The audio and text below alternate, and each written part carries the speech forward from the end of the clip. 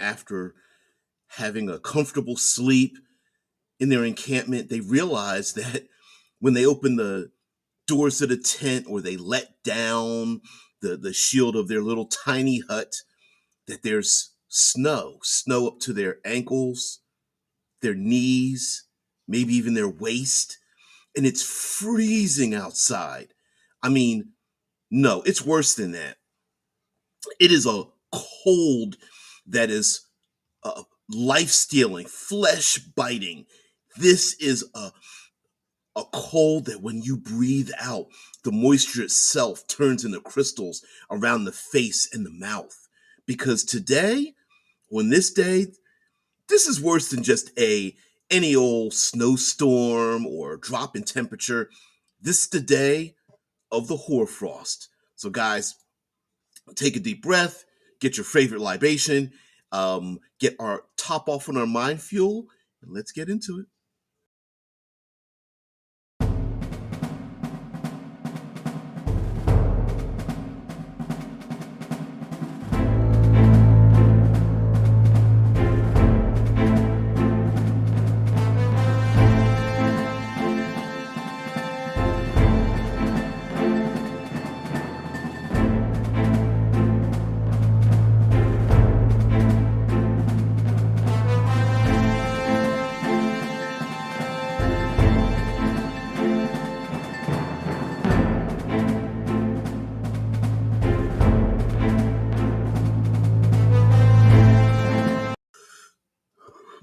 Well, hello, creatives, community, and kind folks. Welcome to RPG with DBJ, and welcome to the coldest day of the year. Yeah, the day of the hoarfrost.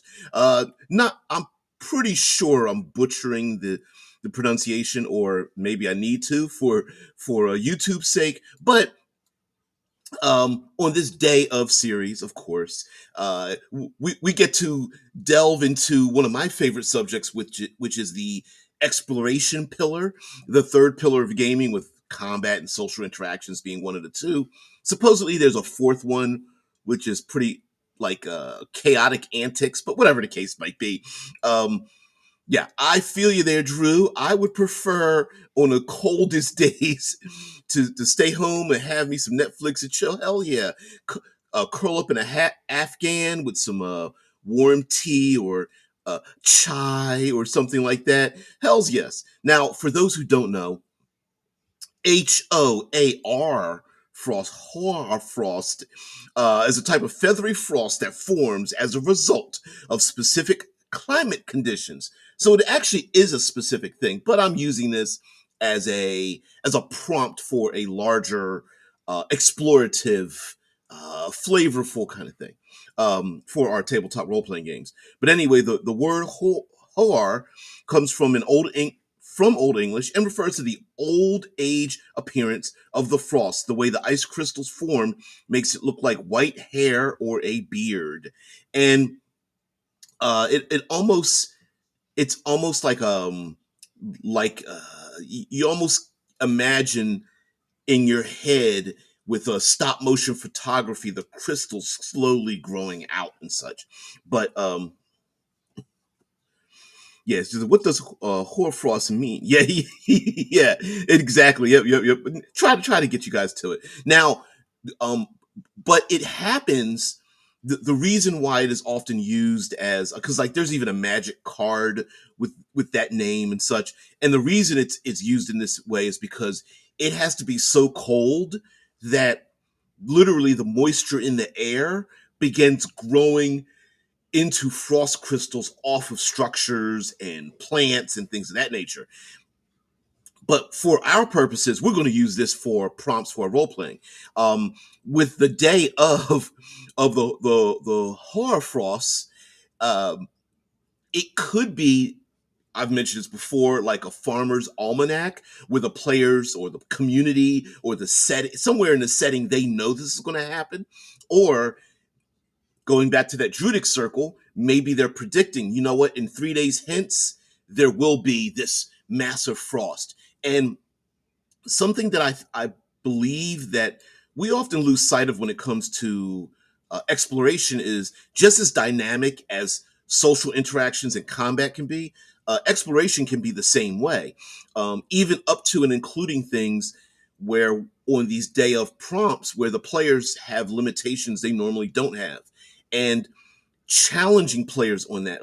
Yesterday we even talked about the fact of, like, hating those short and long rests because there's no permanency. There's no, characters are trying to take short and long rests in places that should be pretty damn lethal and dangerous, but they're just like, we're gonna short rest in front of the dungeon's lair. I mean, a dragon's lair, and it's like, that's not, you wouldn't, no, no person with common sense would waste an hour waiting outside a dangerous place because it would be very, very difficult. uh, is that a real thing? Drew says, I looked it up before the show since I also did not know before. Yeah, well, I knew of the term. I didn't know exactly what it was. Let's see if we can find some images here. I didn't know exactly what it was, but it does know that it has to be extremely cold for that process to even exist. So let's share this out here. Let's get some images here, just so people can kind of see what it looks like. It's not really good. Where's Yeah, there we are. Now, when it comes to any kind of exploration, what we want to have in our toolbox are lots and lots of different interactions so that we can always surprise our players and give them challenges. And too often, especially with how fifth edition has done it and some role-playing games, they'll just list like, oh, it's cold, or it's hot, uh, it's a cliff, it's, for a mountain, it is underwater, as opposed to giving us plenty of different dynamic interaction. So what I love about the cold and the northern reaches and the frost areas and such is, first of all, the temperature itself, right? Players need to bundle themselves and get cold weather clothing. Um, but along with that, you have snow, and snow is really, it can have its uh, benefits and penalties all at the same time. So, for example, in a very frigid, cold region, does that limit some of those pyromaniacs you have in your adventuring group? Maybe those flame spells and heated ability spells. Maybe they're reduced. Maybe they do have. Maybe everything has resistance to fire in the cold. Hey, someone lights you on fire, all you got to do is just stop, drop, and roll pretty easily, right? We see in our newscasting where, depending on how low the temperature uh, gets, they'll take, the boiling buckets of water and throw it in the air, and it turns into ice crystals before it hits the ground. And if it's that cold, it's far more than just doing maybe like hit point damage for your game.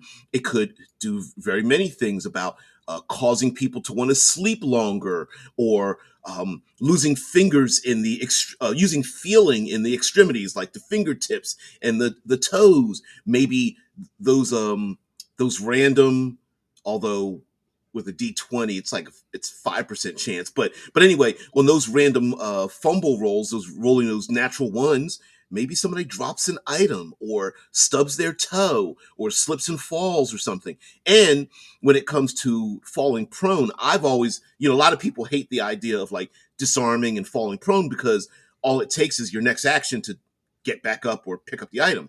But I would dare say if you drop something like a set of keys or a small gemstone into some thick snow, you're not going to easily find it when you need to go pick it up. And if it's snowy and slippery and icy or something of that nature, um, the idea that you're going to be able to easily stand back up if knocked down is another issue. Also, as we go, yeah, no fumble rolls at my table. Oh, I'm gonna make you have them. I'm gonna sneak them in. And you'll say, how the heck did I roll in this fumble table when I don't do that at all? And like, it's DBJ's fault. Yeah.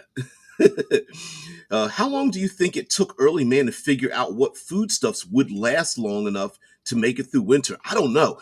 Because that is, I was going to bring that up as a mission objective, right? So our player characters tend to be badasses, and they tend not to have to worry about environmental issues, staying warm, worrying about frostbite and things like that. But if you still want to have that as a threat, the players may need to help other people who are going through the same thing. Hey, we need to acquire enough food items. I don't. What do they smoke them or salted foods? I even know about um, depending on how cold the region you're in, that some food needs to actually be placed into refrigerators to keep them from over freezing, because the refrigerator actually keeps them warm enough to be able to use. Yeah, ice demons in a toolbox. I love that. Um, but yeah, it must have. I bet a lot of humanity was wiped out. Well, even till today, modern concept. People, if you're not prepared for long winters, and this could be the first day of a very long winter. The day of doesn't need to be 24 hours. It could be the day of the time that sets, you know what, when this day hits, moving forward for 3 months, it's going to be horrible. And it could also be the precursor, the harbinger, the calling card of the frost entities that come down from the north. Just thinking of our own Earth, that come from the north because it's gotten cold enough for those things to make their way. The frost giants and ice demons, wendigos and polar bears and whatever. Arctic chimera or something of that nature. Arctic owlbears. So something else that I love about the using the environment is that, when the players want to, going back to the combat thing, right? Player attacks bad guy, bad guy rolls a one. Do they drop their pole arm because their hands just went numb? Or when someone does a disarm and they drop the sword into the snow, and everyone looks down like, where'd the sword go? It made a sword shaped divot in the ground, but that doesn't necessarily mean it's literally hanging right there underneath it. And of course, knocking people and pushing them over. Maybe if you push somebody, it's an added. Hey, roll a d6 and multiply it by 5. That's how much extra distance someone got pushed or slid or something. And you guys know I love Arctic things like frozen lakes and blizzards, blinding whiteouts from blizzards and snowstorms. Of course, you can have you have to add in some high winds in there as well that may also blow flying creatures or things thrown through the air or aimed through the air and blow them away or knock them down. And you could come up with all kinds of different kinds of rules or rulings on such a thing. And this day is a great foreshadow, which I also love adding foreshadow into my tool chest of things to use for our role playing game. So if you tell your players, "Hey, listen, in 3 days this thing is going to happen," and they don't prepare for it, that's their own fault.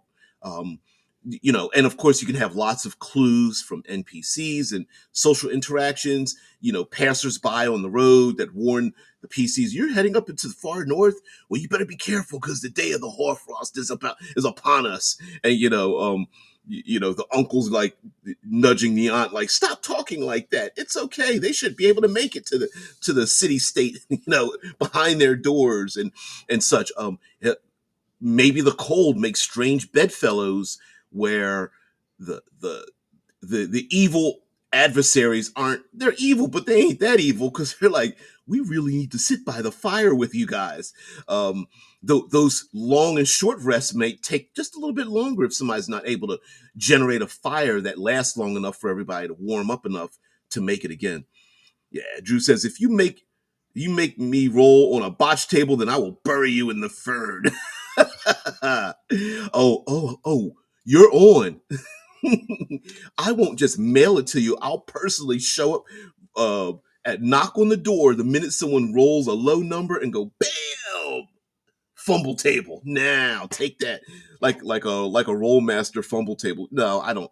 Um, Side note: while I like crit tables and fumble tables, I do understand that some of them are pretty ridiculous, especially if you're trying to maintain a type of a particular type of theme. Hey, Death Angel, if you let's say you want you don't want a comedic tone to your game, like rolling a fumble and stabbing yourself in the back with a spear is pretty ridiculous, right?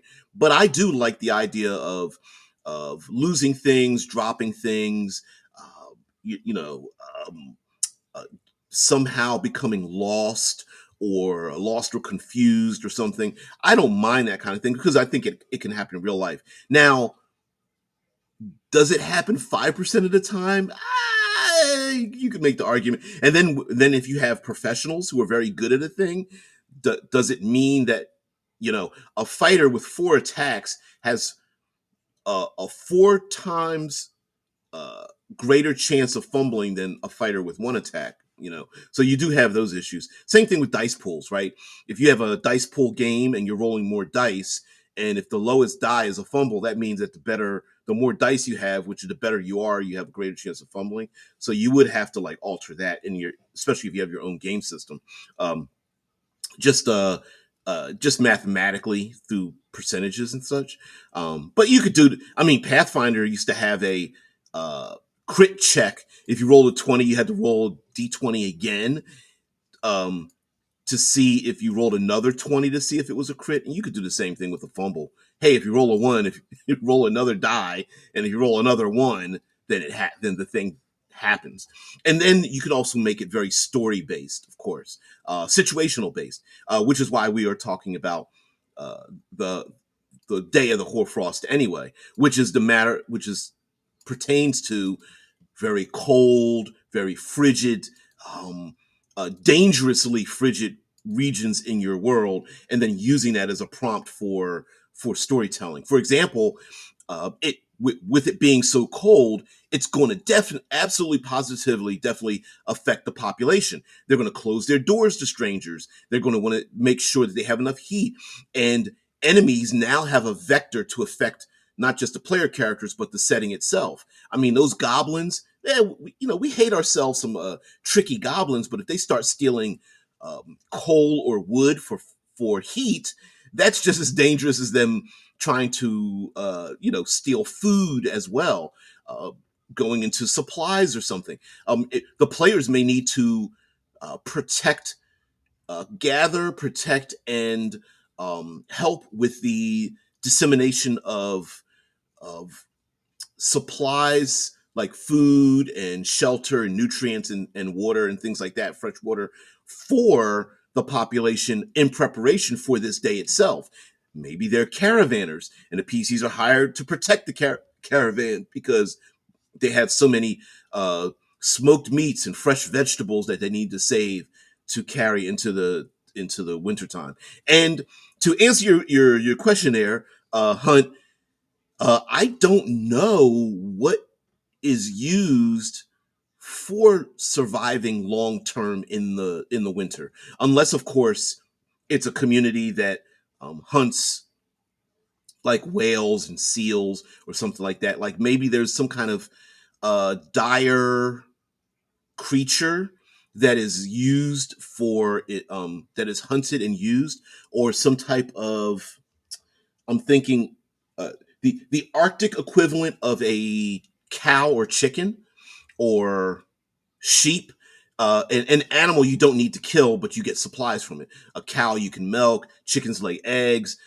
Sheep you shave them for their wool. So maybe they're in your fantasy world. You have some types of animals or whatever that encompass one or all of those, the above, that is used by the population. Like, I don't know, maybe there's some kind of like woolly owlbear or something, and they use the owlbear's fur and feathers for to survive in the Arctic regions and such.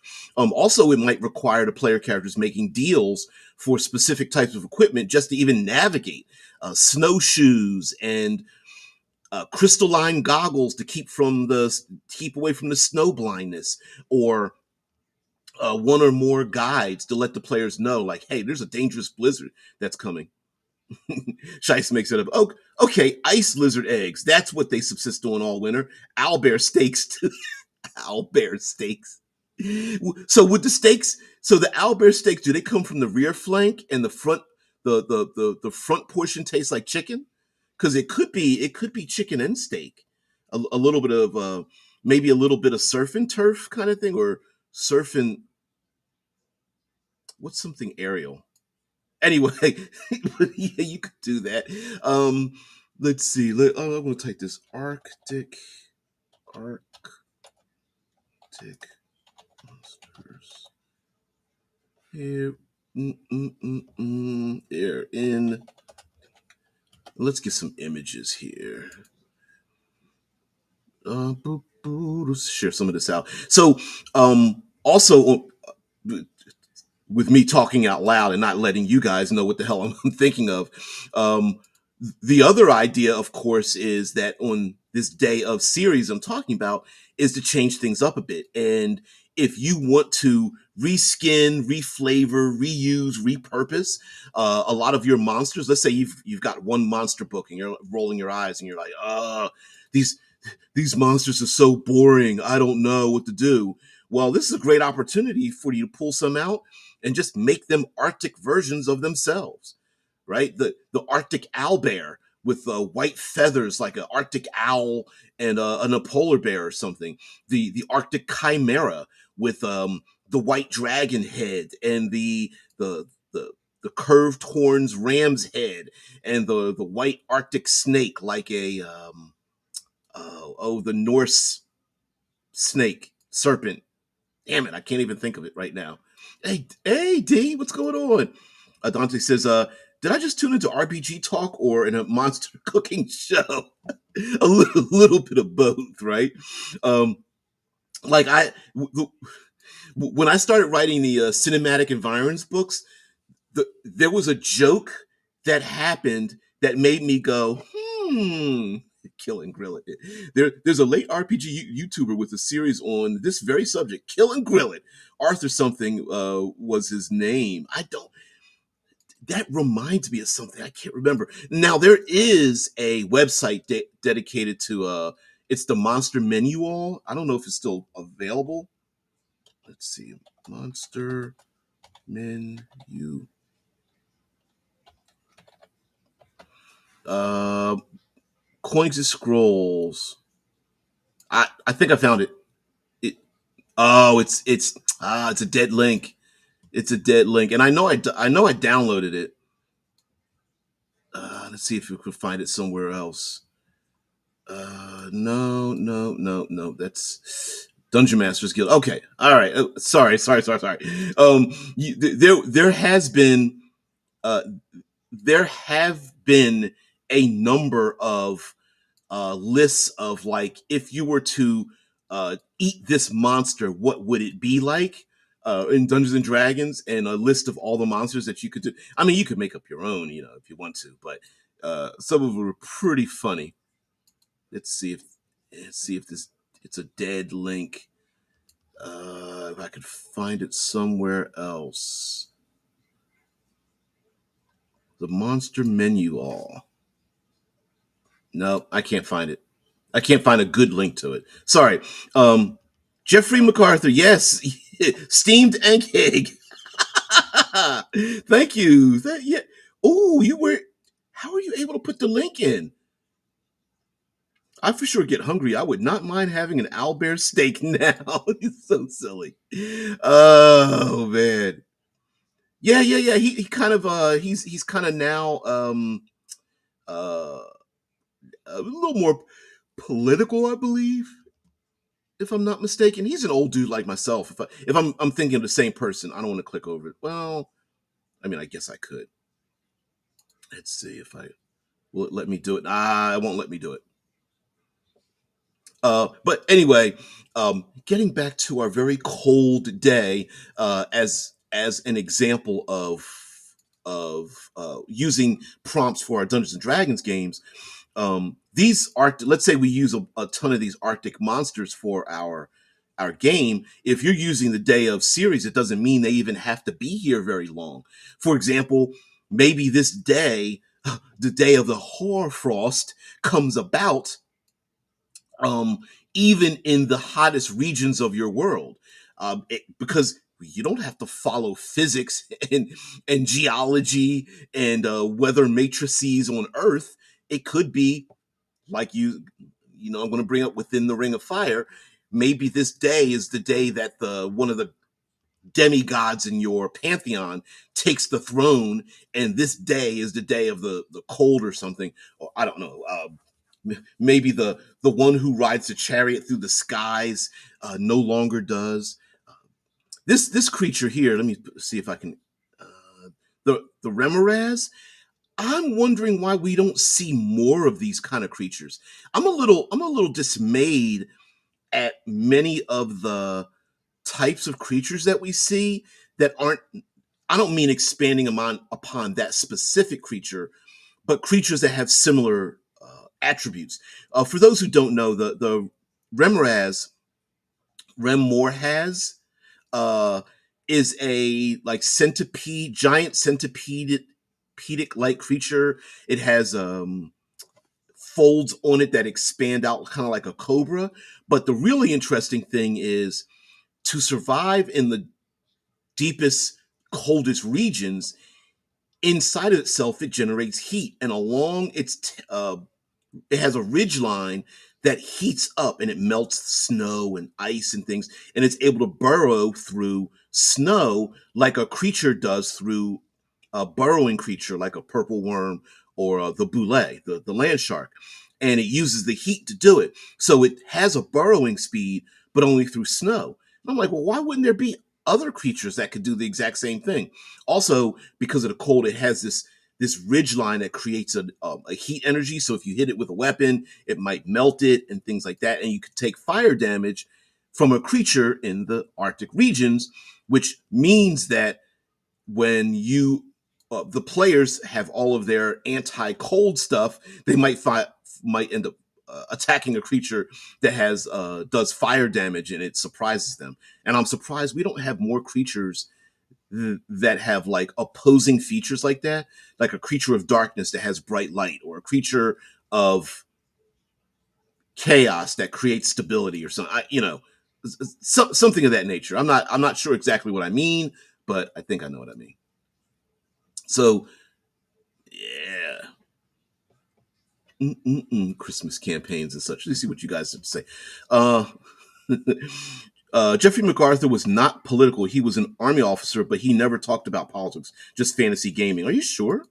Or maybe I'm thinking of a different person, a person with a different last name. I'm probably mistaking someone for something else. Is probably what's happening. Uh,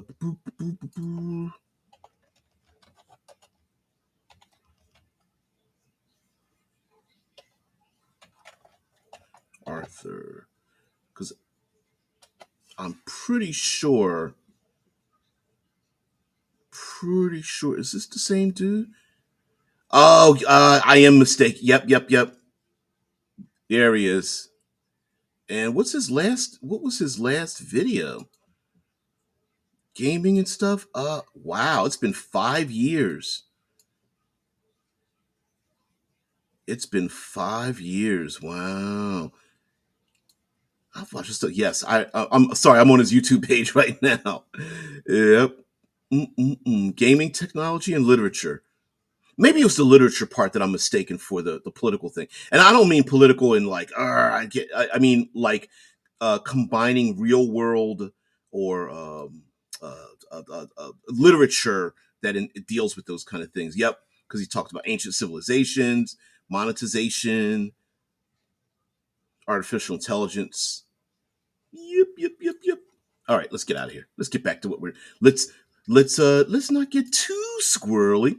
Uh Dante says I started a deep dive. Sorry for gotta go braise Tarrasque steaks in a in a person potion of cure minor wounds, red wine, and start an Arctic displacer beast tentacle soup.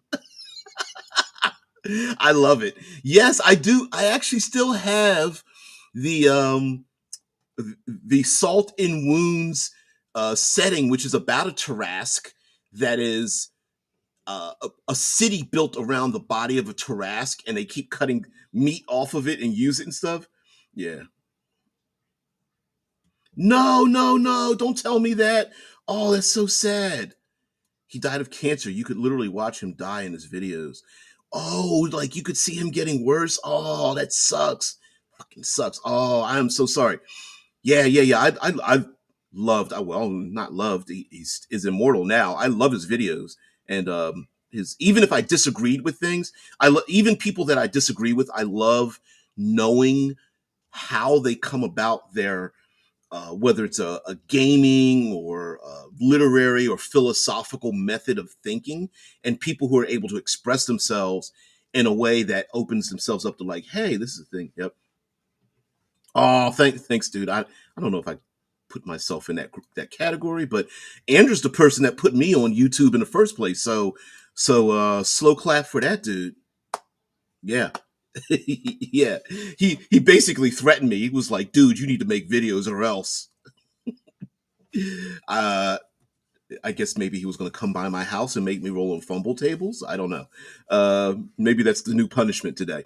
Um, so anyway, getting back into our Hauer Frost discussion, I also believe that when um, when you foreshadow dangers ahead, and then you let let the dice fall where they may, right? Let the players know. Listen, you've got 2 days. It was 3. Now it's 2 days before this event is going to happen. How are you guys going to prepare? And they're looking down at the character sheets. They're like, oh, it's no big deal or whatever, blah, blah, blah, blah, blah. And when the day comes and you tell them, oh, yeah, there's a blizzard happening.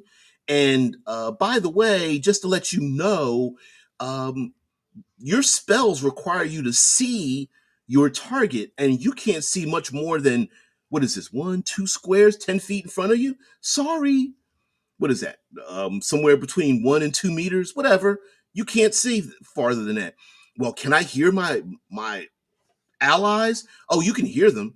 They snuck off and they're having these battles, but you don't know how many enemies are out there. You can't see.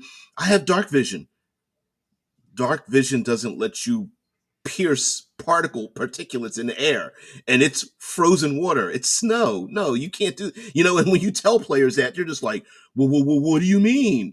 you know Yeah.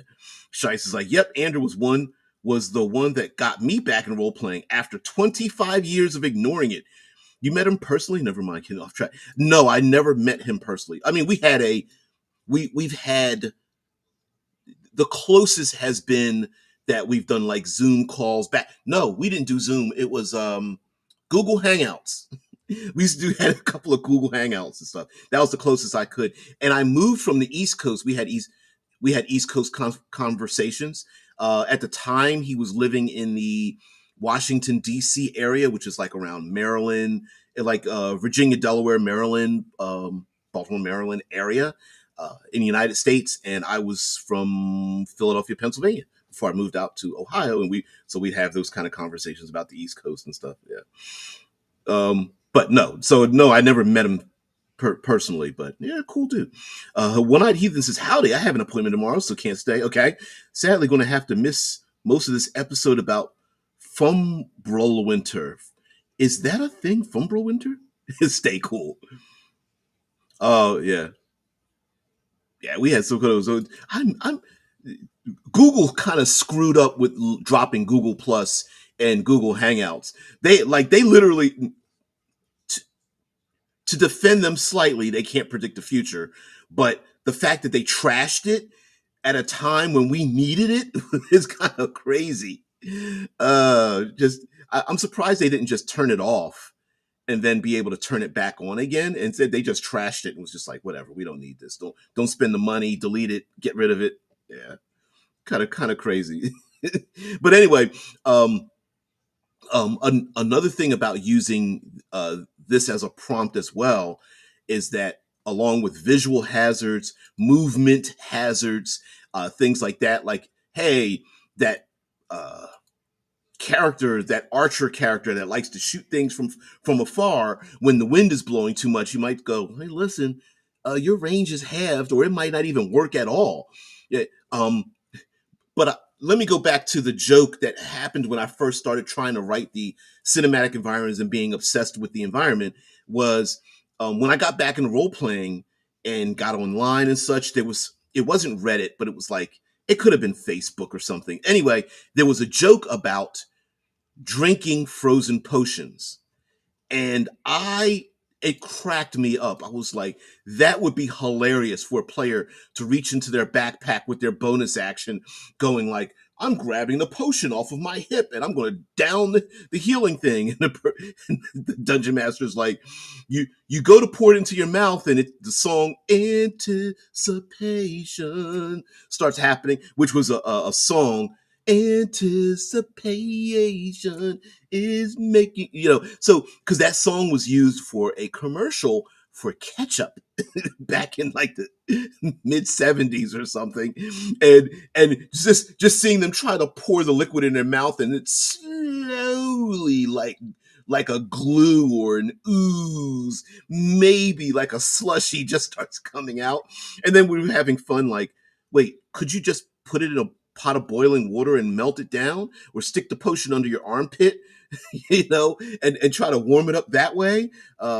Hey, I'll use a spell, some kind of prestidigitation or thaumaturgy or something, and heat it up in my hands or whatever, right? And then and it started this funny conversation, and I said, well, yeah, but I want, like, how pissed would your players be if they were going to pull the one thing that they thought would help them out, and you're like, sorry, there's ice chunks. Mm-mm-mm. Oh, Drew says I was late on Google Plus, and just when I oop, started to enjoy it, they killed it. Yeah, I think a lot of that community's moved over to like Mastodon. It's scattered, but Google Plus was very open OSR ish in its discussions and such, and it lacked a lot of the it lacked plenty of the poisonous element that a lot of social media has now. I mean, I'm sure it would have devolved into that at some point, but yeah. Heathen says, oh, Thimblewinter. I spelled it wrong. 3 year long winter before Ragnarok. Oh, good night. Good night. I'm going to put that in. Let's see. Mike Mayer says, Alchemist subclass artificers having a rough time on the day of Hoarfrost. Yeah. Oh yeah, by the way, like that backpack full of 37 concoctions you made up the night before. Yeah. I shatter the glass and eat the ice cubes. Great. Roll for how much you heal, and make a saving throw for ice headache. I don't know. I don't know if I'd be that punishing, but it would be pretty hilarious to have a healing potion break on the ground, and it's like there's an ice chunk shaped, a bottle shaped ice chunk on the ground of golden fluid that everyone's like trying to jump after as it slips out of people's hands or something. Ayan Voom, what's going on there? Dante says, in super cold weather, when it takes your breath out of you because of a freezing wind, even verbal spells might be hard to cast. Concentration check to get your verbal component? It could be. Yeah. I mean, can you cast a verbal? This is just me talking out of my ass right now. Would you allow casting of verbal spells if your face is covered? Maybe you have to take that covering off of your face and expose your flesh to the freezing cold or something instead of your teeth. Get your teeth a chattering with the fireball spell or something, right? Yeah, just before it comes out of your mouth. Well, somatic spells with fingers, right? Using exact detailed hand and body gestures might be difficult with heavy clothing, extremely cold, no fingers, no feeling in the fingertips. I mean, there's a lot of stuff you could start to bring about. Yeah, brain freeze. Hell yeah. You heal 37 hit points. You suffer brain freeze for 7 rounds. Stunned. Yeah, potions brewed as hard alcohols might be freeze resistant, but carry the drawbacks of getting you drunk. Yes, because alcohols don't free. High alcohol and salt content things don't freeze at certain high temperatures, which is why the ocean doesn't freeze like lakes and rivers would, freshwater. So that could be a thing. Now, mind you, listen, these are magical potions, so they don't have to freeze at all. But I just thought it was a funny conversation, and this happened like damn near 10 years ago or something. Mike says, I'm thinking rust monsters, but for hoarfrost. They freeze your weapons, making them brittle in the same way as rust, but maybe affect wood as well. I love that idea. And I love the idea of like re-skinning, re-flavoring. Um, if we're going to continue to talk about that, what about um, basilisks and uh, uh, my brain's going basilisks and Gorgons and Medusa. Wow, I was good thinking of both of them at the exact same time. Um, who's to say that a basilisk or a Medusa, and mind you, they don't have to have snake hair. They don't. You can make up something else, right? But like for example, maybe you have a Medusa, but her as you reskin her as like a hag, and instead of snake's hair, it's like dark clouds, with dark clouds that are cold, and frozen breath comes out of her. And if you look at her, just to look at her, you're frozen in place, and suddenly ice starts climbing up the person's body. Where like you said, the weapons get brittle, and it's like they hit the rust monster like creature, and it could have like fur or something like that. It doesn't look like a rust monster, but it kind of is.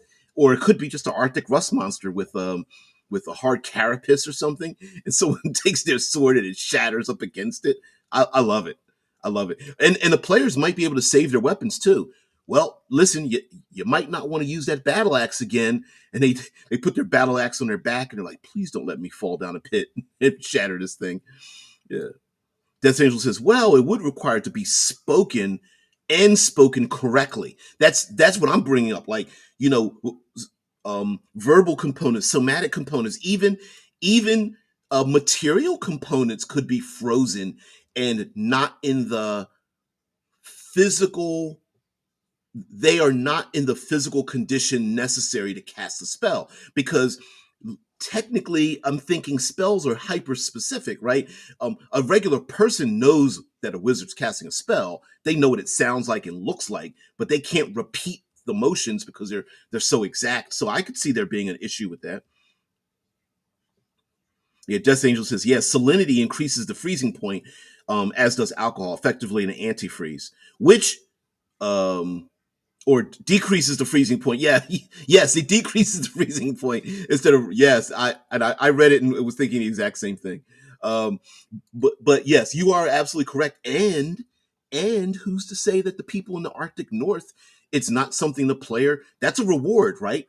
Um, the alchemist, artificer in the party group learns how to make concoctions that are still liquid at freezing point of water. That would be a cool skill to learn. Um, Maybe a little drunk too, but at the same time. Yeah. Mike says, I wonder if vampires, which are presumably cold-blooded and undead, have to hop from warm blood to warm blood individual as their blood stocks freeze. But running water isn't a problem on the day. Ooh.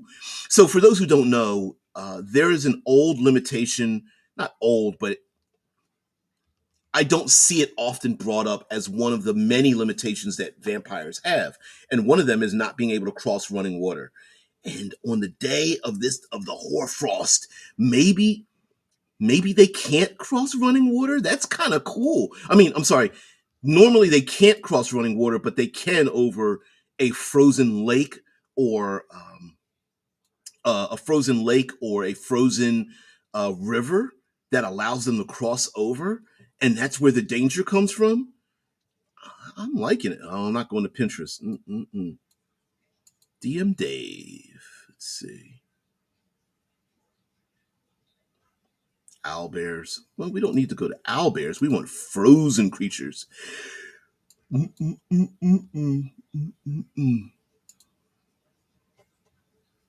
Frozen monsters. There's also let's keep with what you guys are saying, because I like the idea of vampires needing to have warm blood, or they need to bring with them a human human herd. In Vampire the Masquerade, they have a not a they have a stat where you can have a herd, and the herd represents a number of human beings you have, and maybe they need them to survive, just so the vampires can survive in the winter. Unless, of course, the vampires fall into torpor, suspended animation until it gets warmer. Yeah, I mean, teeth chattering could affect the verbal component. Oh, hell yeah, hell's yes, I think would be a thing, right? With your teeth chattering and it's affecting the spell. Although in that case, I feel like maybe classic D20 games have kind of lost out a little bit of having um side effects to spells, because as it stands now, the vast majority, we know DCC, Dungeon Crawl Classics, and there's other games that have it as well, but very very rarely does Magic have any drawbacks.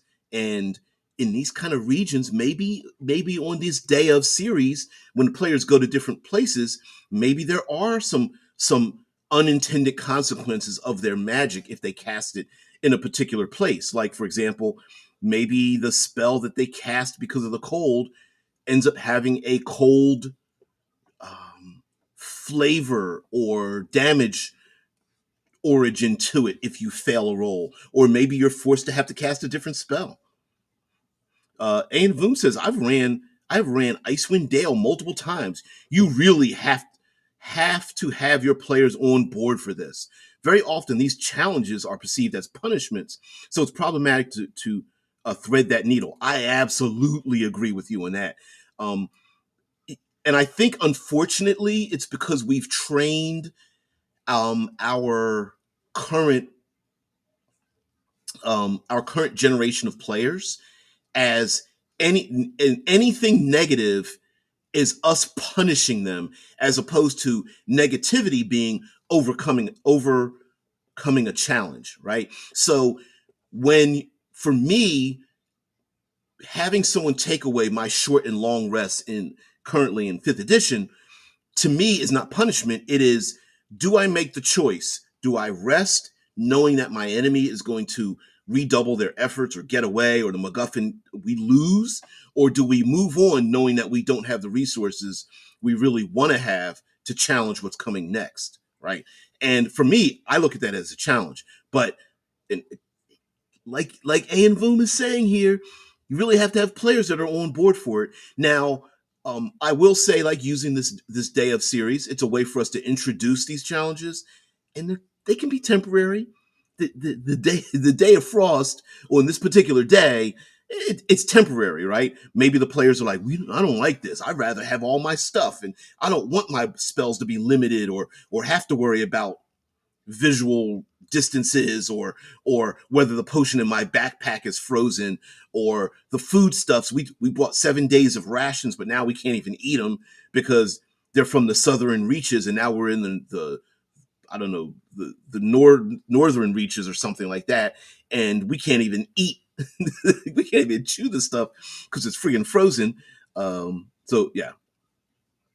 Yeah, Death Angel says it's our job as a GM or DM to throw challenges at the players, whether from combatants or the environment.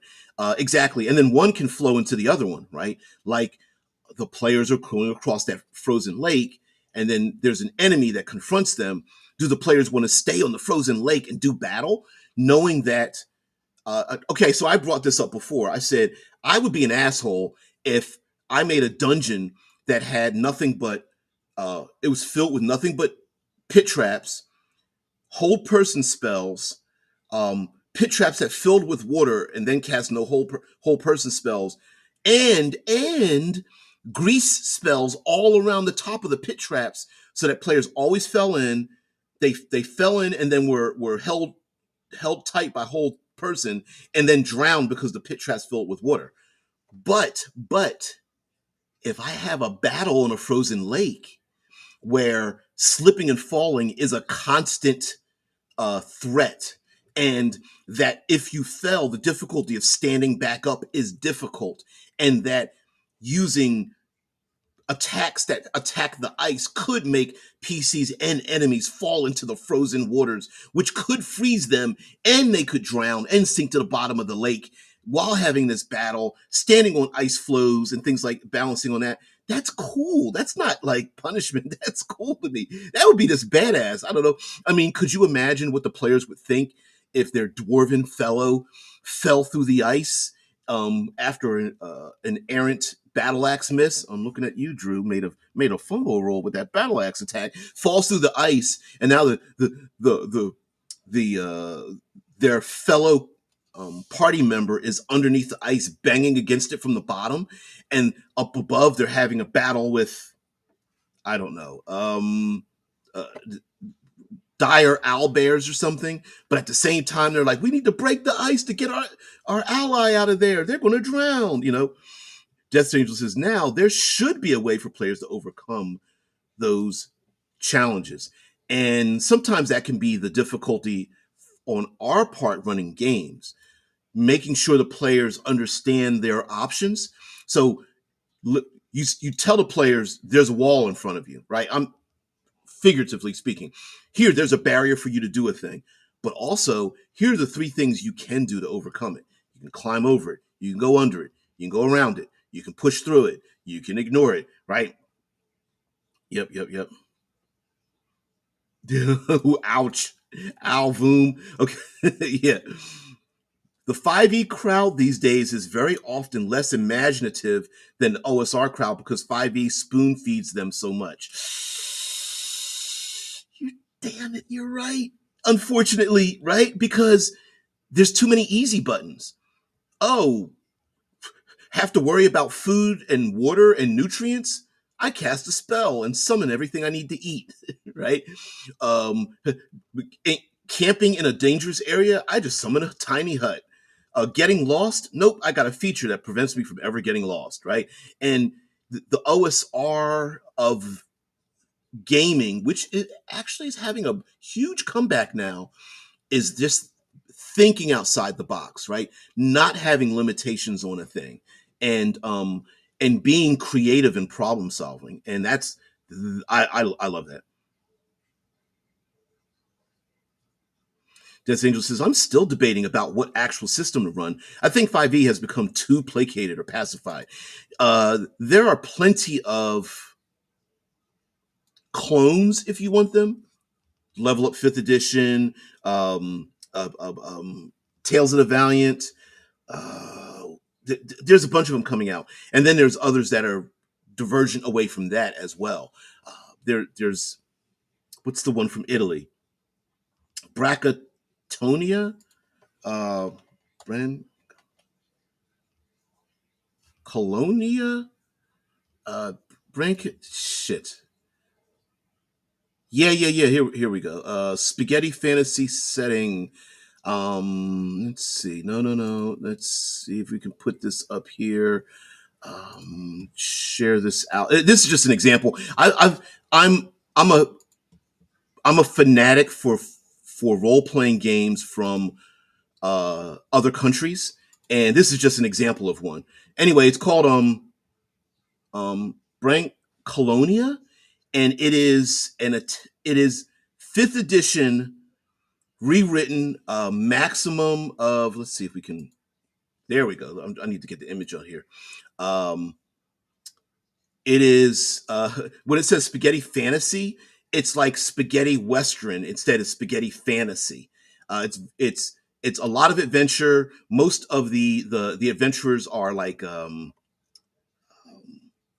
they're near do wells.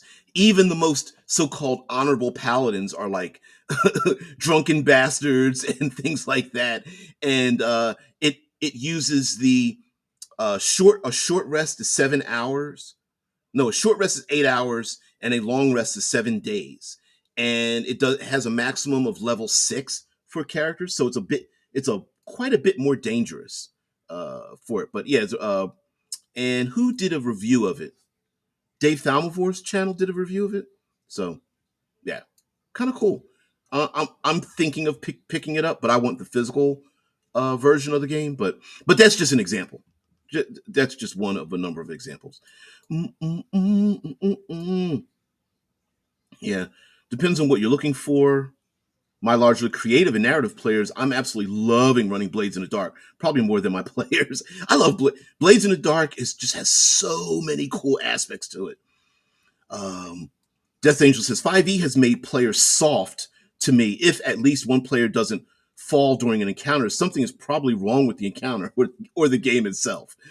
Yeah, and I see what you mean by fall, right? Like there should be some failure. We've tried to. It feels like fifth edition has tried to edit out failure, and I'm like, so what? Your character got paralyzed for a minute. That's just part of the game. What? Don't play the game then, right? I don't know.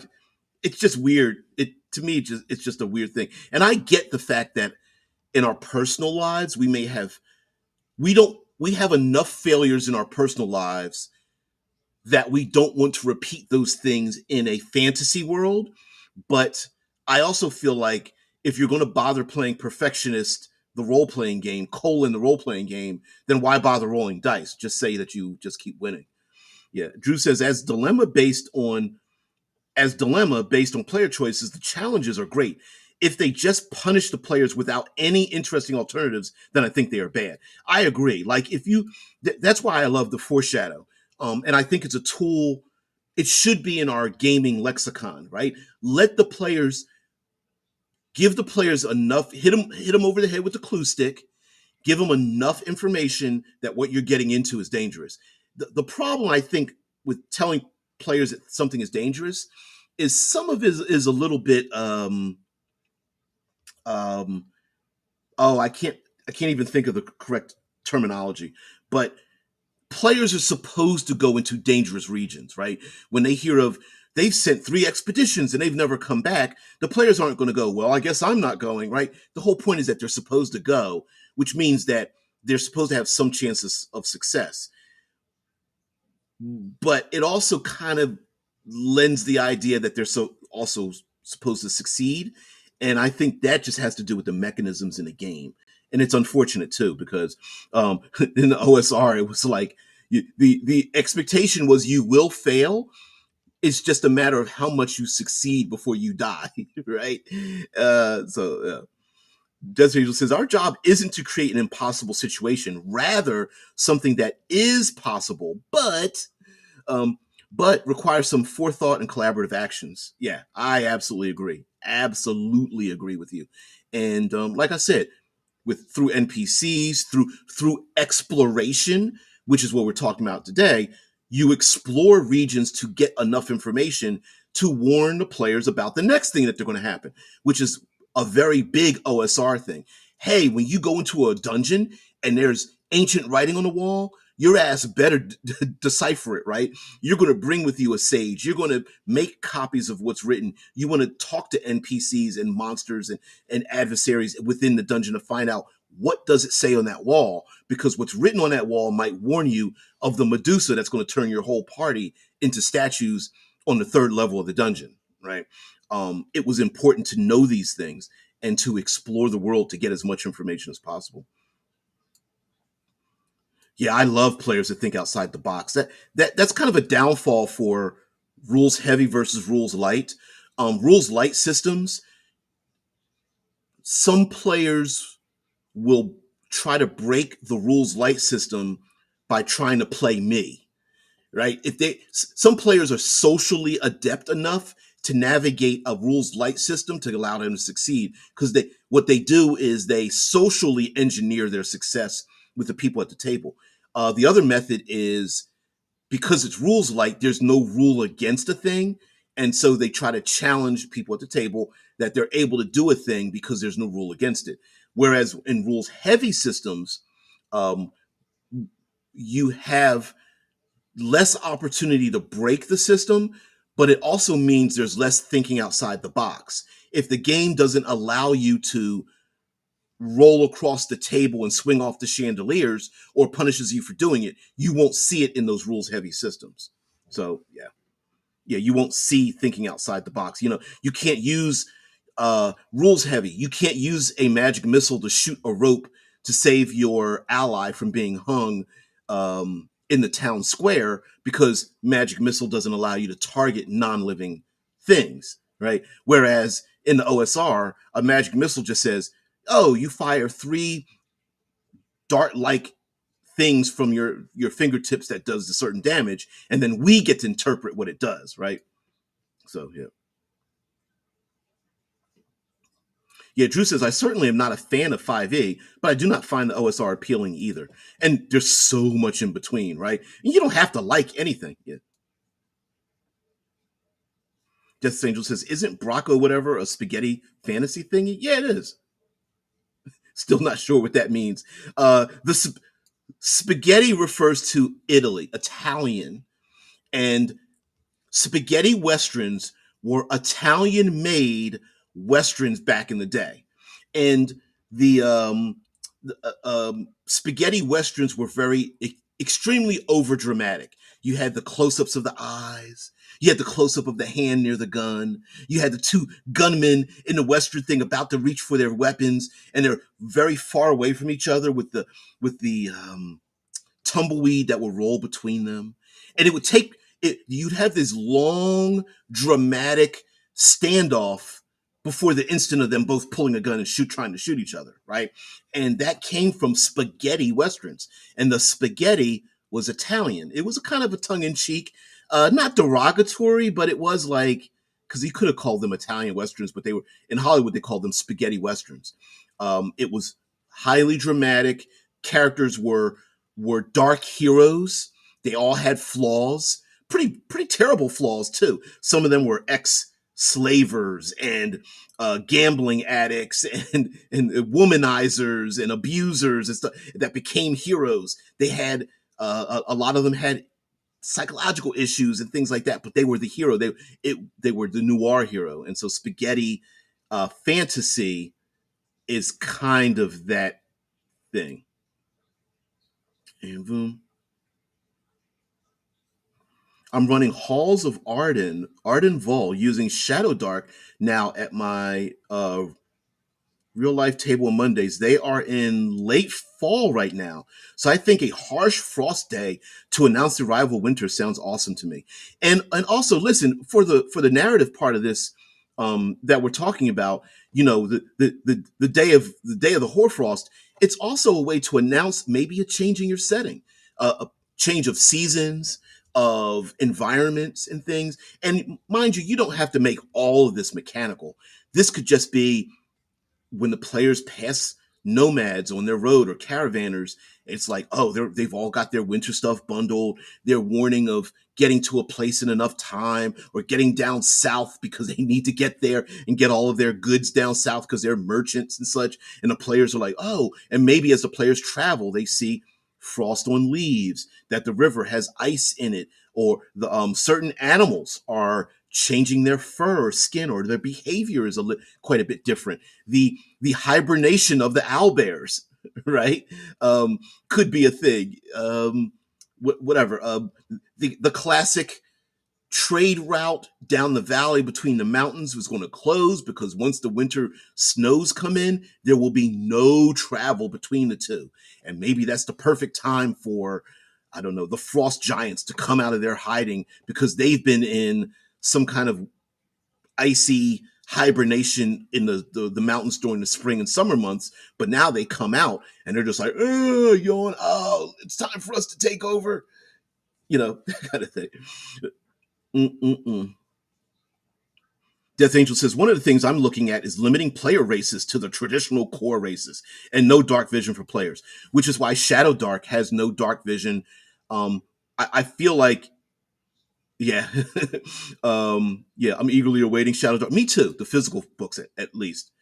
Yeah, I have the PDFs, but I want the real books. You should have capitalized that, real books, not this digital bullshit that we see.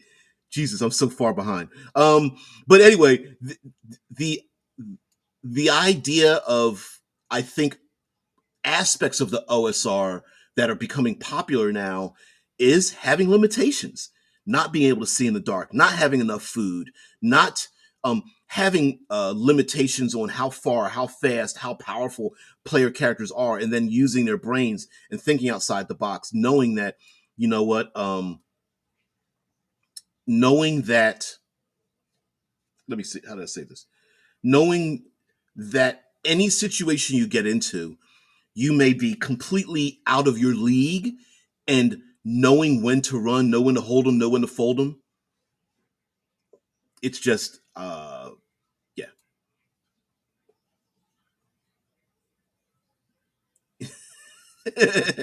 Try the accelerated immersive role playing system from Raw. Immersive. Andrew will only freeze you to death for cinematic effect if you deserve it.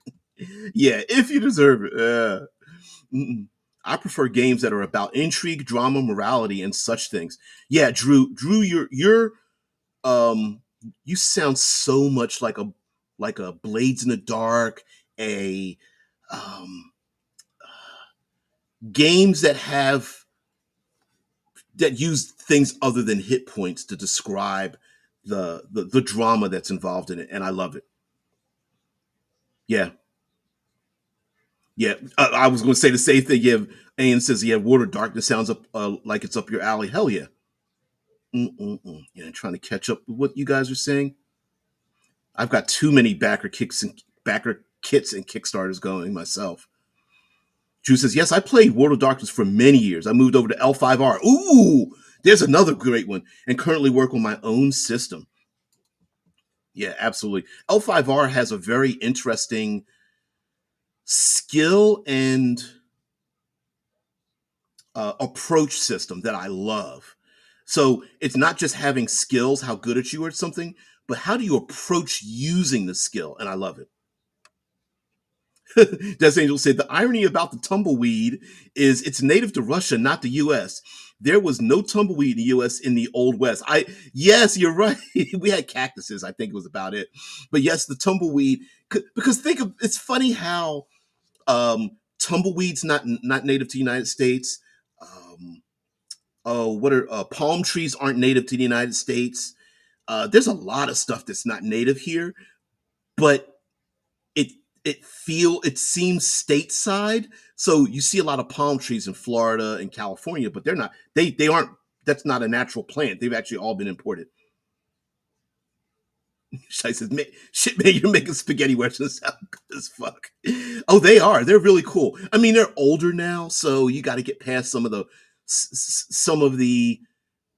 um Hollywoodisms for its time, but because spaghetti westerns became American westerns, and in the current day, that's how we get like the John Woo flicks and things like that, the over dramatic, um, the extra dramatization of the dark hero doing a thing.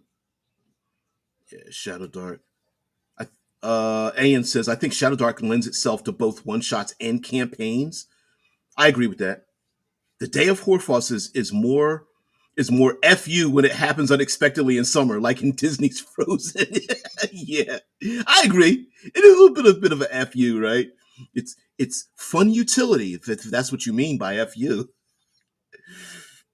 Yeah, the pressure of the torch running out. Five Torches Deep does that as well.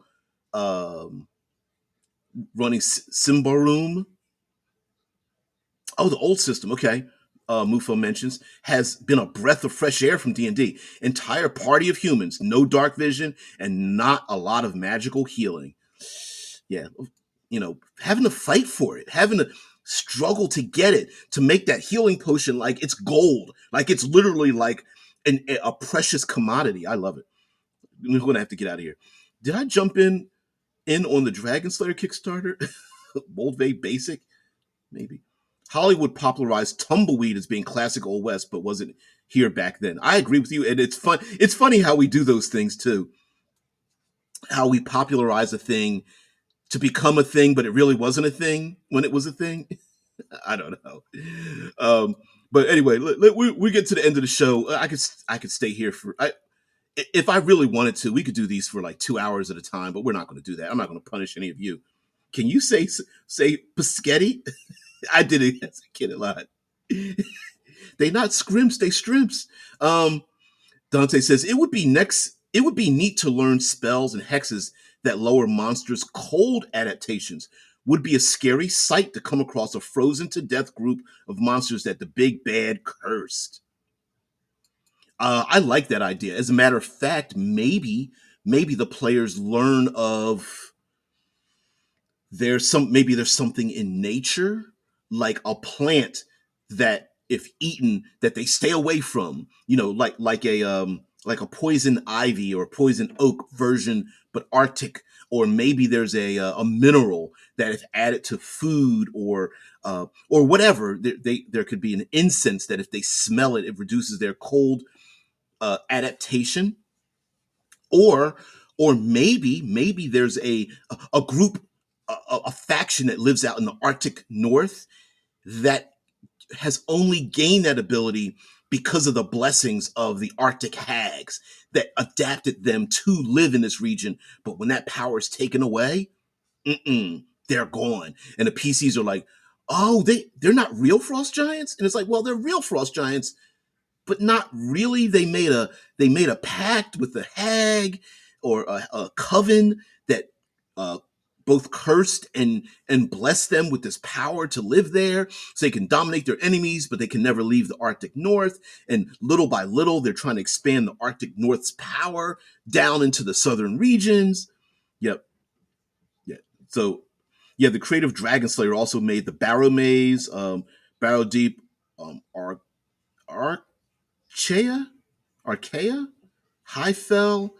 I don't know any of those. Why don't I know any of those? But anyway, we could go on and on about maybe we should do this would be very difficult, but maybe we should spotlight some of the. Okay, here's a challenge to you guys because I've been doing this day of series, but here's a challenge to you guys.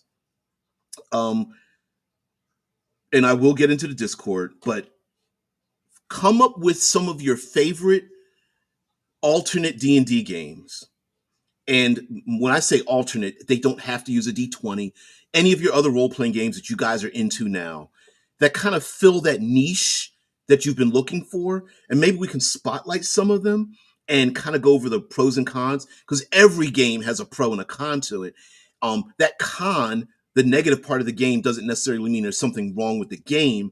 It could be just something that doesn't appeal to your gaming style. Like Drew loves more the intrigue and things. And a combat simulator doesn't fall into that, right?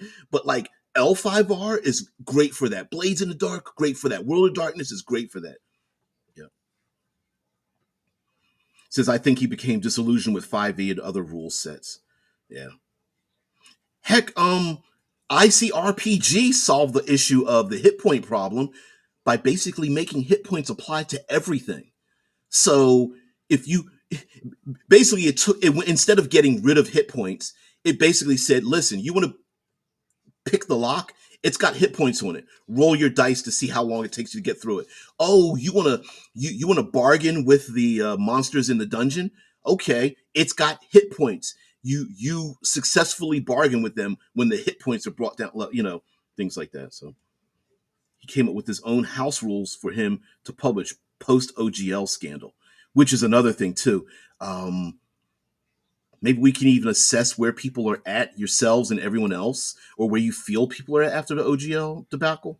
But anyway, we can do that. So, guys, anyway, thank you very much for being part of the show. I took too much of your time. Your time is valuable. If you've been here this long, here towards the end of the show long enough, please like, share, subscribe, do the damn thing. Take some action. It doesn't cost you anything, but it does defeat the algo monsters. And if we can convince the algo monsters to help out the channel, I would really like that, as well as to keep up with a lot of these channels. Just tune in whenever you want to. It's a lot of content for many of you. A daily podcast is pretty difficult to catch up on. So tune in when you want to, when you can. Watch it in pieces and chunks, and just learn from everybody else. I'm not the smart one here.